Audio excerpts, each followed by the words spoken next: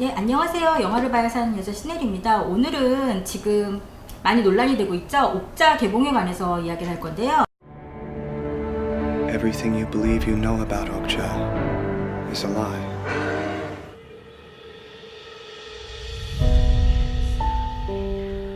일단 칸 국제영화제 제70회 칸 국제영화제 경쟁국민 초청된 옥자가 문제가 됐던 거는 바로 그거죠. 그러니까 칸 국제영화제 같은 경우는 프랑스에 되게 알려진 영화제인데, 사실 전통적으로 프랑스 사람들은 극장 개봉 선호를 하는 이유가 류미에르 형제가 영화를 발명했기 때문에 영화라는 그런 매체 자체가 자기네 발명품이라고 생각하거든요. 그러니까 전통적으로 극장 상영을 우선시할 수밖에 없고, 거기 극장주들 항의로 인해서 칸 국제영화제 출품될 때 옥자팀들 비자 문제가 거절되기도 했었어요. 그런 문제가 있어서 내년부터는 이렇게 넷플릭스 같이 온라인으로 먼저 풀리는 영화에 대해서는 아예 초청 자체를 못하게 되는 법을 만들기도 했거든요. 그러니까 옥자가 넷플릭스 제작 그런 영화 중에서는 최초이자 마지막 영화가 된 거예요. 칸 같은 되게 유명한 영화제에 초청된 영화로서는. 근데 이번에 다시 옥자가 국내에서 논란이 되는 거는, 사실 봉준호 감독님이 넷플릭스 이 옥자를 투자받아서 만들면서 제일 좋았던 점은 감독한테 전권을 줬다고 해요. 그러니까 사실 투자자 중에 제일 유명한 사람 중에 하나는 그 프로덕션 플랜 B의 대표인 브래드 피트도 있는데, 뉴욕 건물에서 찍을 때 구경도 왔다고 해서 화제가 됐잖아요. 그런데 이렇게 감독한테 전권을 주고 편집에도 참여를 안 하기 때문에 너무 자유로운 분위기를 좋아했다고 그렇게 밝혔지만, 처음에 얘기했을 때도 봉준호 감독님이 나는 극장 개봉을 원칙으로 그걸 이해해주는 넷플릭스에게 고맙게 생각한다고 얘기를 했는데, 막상 국내에 와서 극장 개봉하려고 했더니 지금 문제가 이제 그렇게 된 거죠.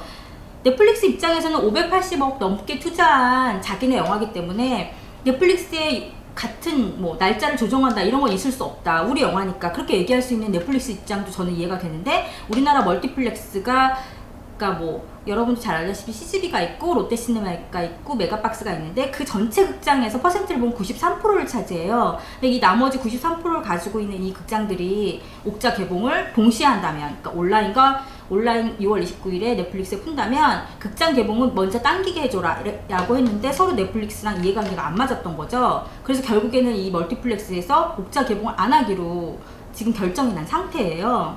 그러니까 조금 영화를, 감독님도 극장 개봉하고 싶어 하셨고 얘기를 했는데, 사실 전체가 다 넷플릭스 회원은 아니잖아요. 그러니까 극장 개봉을 선호해서 영화를 보시고 싶은 분들한테는 좀 안타까운 소식이죠. 하지만 이제 오늘 발표된 거에 의하면 서울극장이나 특히 2월 12일 날 있을, 그러니까 관계자 기자시사회를 하게 될 대한극장 같은 경우에는 개봉을 확정지었거든요, 옥자를. 그러니까 지금 전국 개봉관을 볼 때 독립개봉관에서는 아마 옥자를 보실 수 있을 거예요. 하지만 시간 배분을 또 어떻게 될지, 그리고 그렇게 되면 또 뭐가 문제가 되냐면은, 사실 우리는 독과점에 대해서 많이 얘기하잖아요. 어떤 큰 영화를 개봉하면 멀티플렉스라서 여러 개관이 있는 극장이라도 다 그 영화만 하는 거예요. 막 이렇게 극장 10개관이 있다 그러면은 5개관은 한 영화만 해주잖아요. 그런 걸 독과점이라고 얘기를 하는데, 지금 다 그걸 얘기하는 거예요. 뭐 서울극장에 대한극장에도 여러 관을 정말 다 옥자만 트는 거 아니냐, 이렇게 또 얘기하시는 분들도 있고.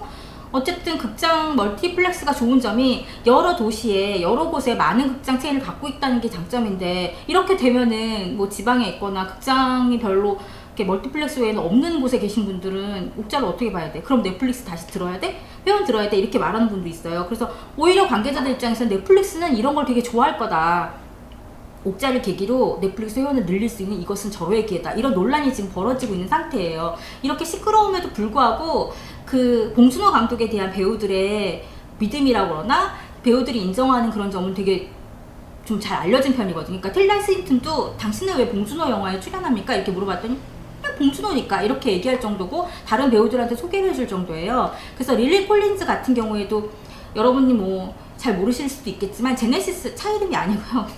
제네시스라는 되게 유명한 그룹인데, 거기에 드러머가 필 콜린스인데, 그 필 콜린스가 두 번째 부인 모델이랑 사이에서 난 딸이 릴리 콜린스잖아요. 그래가지고 릴리 콜린스는 약간 할리우드 뭐라 그러지? 로열티 집안이라고 할 수 있어요. 사교 교육도 잘 받고. 릴리 콜린스 같은 경우에는 작년에 내한을 했었죠. 내한을 해가지고 한국에서 한 달 동안 옥자를 막 찍고 한국 구석구석 돌아다니는 거 인스타그램에 중계를 하고 막 이래가지고 팬들한테 많은 인기를 얻었는데, 릴리 콜린스 같은 경우에도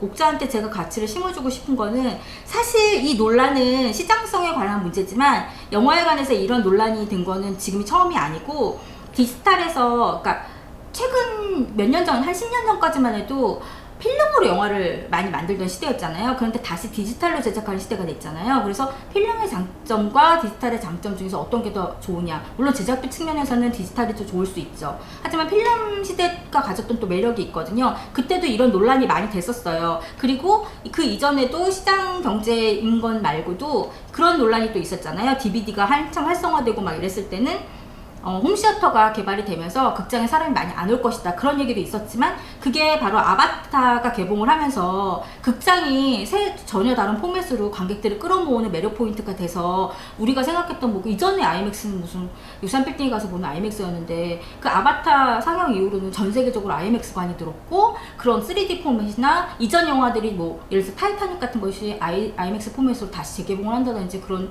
되게 놀라운 성과가 있었잖아요. 그러니까 지금 이거 같은 경우에는 옥자의 논란은 기술적인 측면은 아니고 플랫폼의 문제인데, 그거는 제가 봤을 때는 관객들한테 맡겨야지, 그 선택을, 약간 제가 지금 이 옥자 문제에 대해서 약간 흥분한 이유는 그 선택을 관객들한테 맡겨야지 이것을 왜 그 시장 경제를 좌지우지하는 사람들이 결정하는지 모르겠어요. 그러니까 저는 솔직히 극장 관람을 더 선호하는 편인데, 특히 옥자 같은 영화는 그 옥자라는 캐릭터가 하마랑 돼지랑 합쳐진 그런 동물이잖아요. 창조적인 동물인데 그 사이즈를 느끼려면 아무래도 극장에 가서 보는 것이 더 좋지 않을까 하는 생각을 갖고 있거든요. 그래서 조금 안타까운 그런 옥자 논란이 한참 벌어졌던 그런 한 주였고, 외국 같은 기사에서는 한국에서도 93%의 극장이 상영을 거부했다는 것이 탑 타이틀로 나올 정도로 굉장히 화제가 되고 있어요. 여러분의 선택은 어떤지, 가서 봉준호 감독의 자기 말로는 처음 자기가 만들었던 영화 중에 로맨스 영화라고 하는데 어떨지 한번 보셨으면 좋겠어요. 저는 개인적으로 기대하는 건, 봉준호 감독의 플란다스익의 데뷔작 장편 영화를 좋아하는 사람들이 되게 많아요. 근데 플란다스익의 가장 큰 장점은 영화 한 서너 편의 에피소드를 한 편에 다 잘 정리했다는 것이거든요. 그랬기 때문에 또 단점은 한 편으로 보기엔 약간 무거운 측면이 있어요. 그런데 그런 단점을 극복했던 게 옥자라고 깐에서 미리 봤던 지인들 평이 그렇게 얘기하더라고요. 그래서 개인적으로 많이 기대하고 있습니다. 어쨌든 여러분께서 한국 영화 옥자 6월 29일 개봉이 어쨌든 결정이 됐으니까 극장에 많이 가서 관람해 주시고, 아니면 넷플릭스로도 만나서 봉준호 감독에게 많은 응원을 해주셨으면 좋겠고, 영화의 창조주에게 응원을 보내주시기 바랍니다.